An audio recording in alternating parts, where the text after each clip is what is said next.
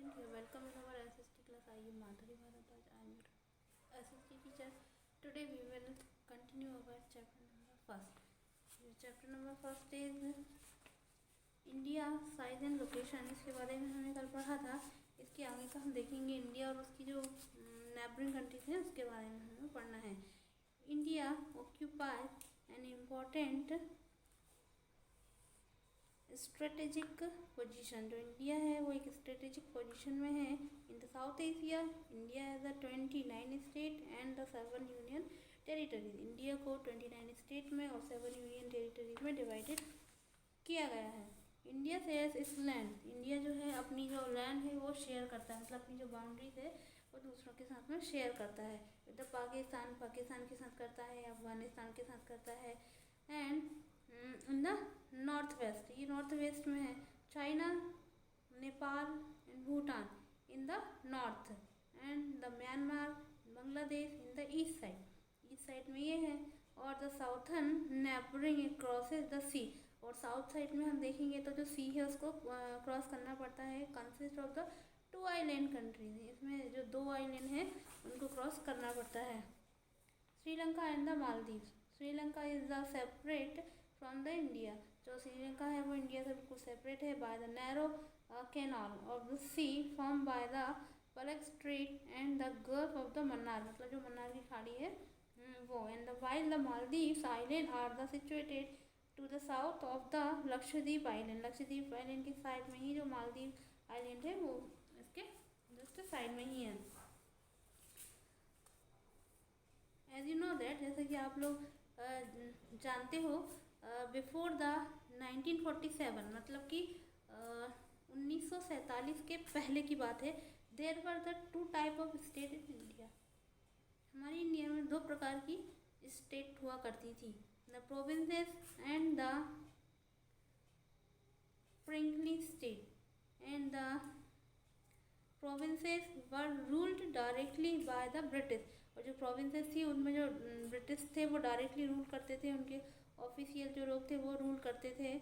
Who were the appointed by the viceroy, जो कि viceroy उनको अपॉइंट करता था. And the princely state were occupied by the local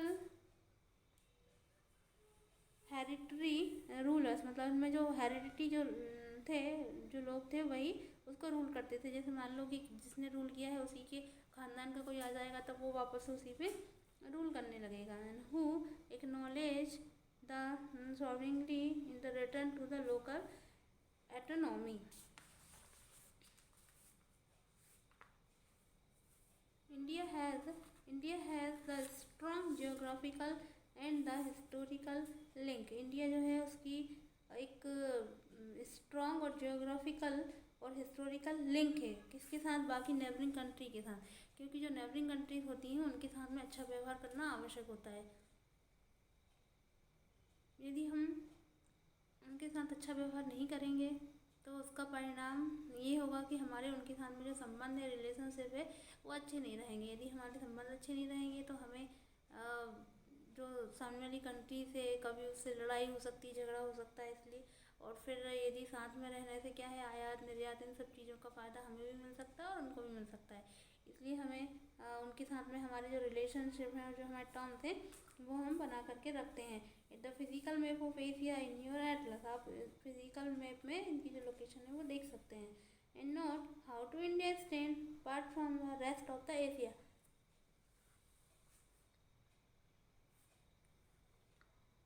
कि एशिया में किस प्रकार से ये सिचुएटेड हैं.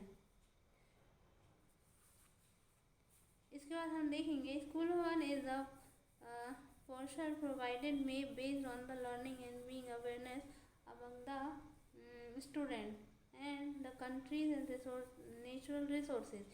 इसमें जो कंट्रीज हैं और उनके जो नेचुरल रिसोर्सेज हैं उनके बारे में भी बताया गया है.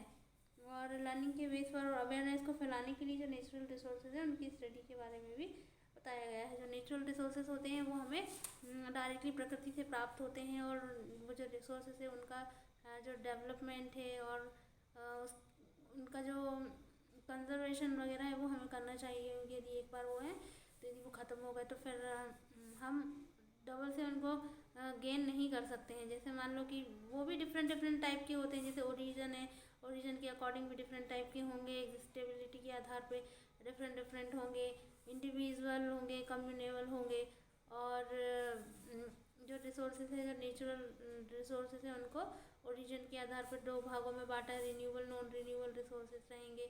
तो इस टाइप से इनको बांट दिया गया है। इनका कंजर्वेशन भी करना बहुत ही आवश्यक है।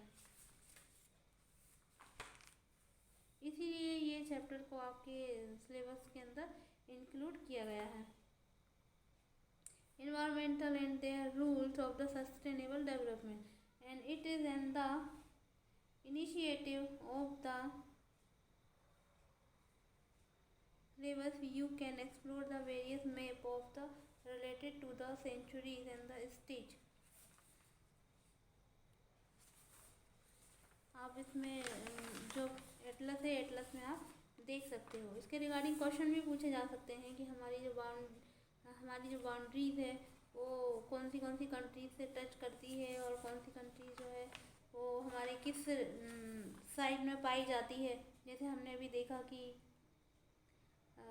इनकी पोजीशन हमने देखी कि कौन सी, जैसे पाकिस्तान और जो अफ़गानिस्तान है वो हमारे नॉर्थ वेस्ट साइड में है, चाइना अफ़गानिस्तान है जो ये हमारे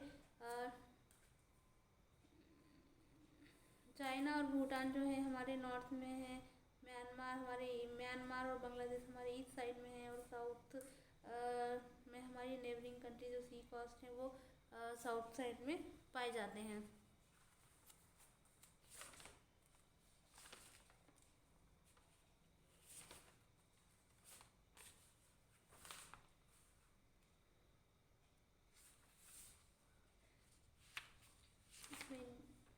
इसके बाद कल हम देखेंगे हमारे फिज़िकल फीचर्स देखेंगे। इंडिया के फिज़िकल फीचर्स में हम देखेंगे कि फिज़िकली रूप से उसको कितने पार्ट्स में डिवाइड किया गया है। हिमालय माउंटेन है, नॉर्थर्न प्लेन्स हैं, और पेनिनसुलर प्लेट्यू है, इंडियन डेजर्ट हैं, कितने डेजर्ट हैं, कोस्टल प्लेन्स हैं, बहुत सारे कौन कौन से आइलैंड है, तो उसमें रिवर्स कौन कौन सी हैं। जैसे जो भी माउंटेन है वहाँ से कोई ना कोई रिवर निकली है, तो कौन सी रिवर निकली है, तो उससे रिलेटेड हम कल पढ़ेंगे। जो ट्रिब्यूटरीज हैं वो कौन सी ट्रिब्यूटरीज हैं और कहाँ कहाँ से आई हैं, और जो कुछ डेजर्ट के बारे में कौन से डेजर्ट हैं, कहाँ कहाँ पे सिचुएटेड हैं, तो ये हम कल देखेंगे। तो कल हम पढ़ेंगे हमारे फिजिकल फीचर्स के बारे में, physical features of India. It's enough for today, we will continue tomorrow. Thank you so much.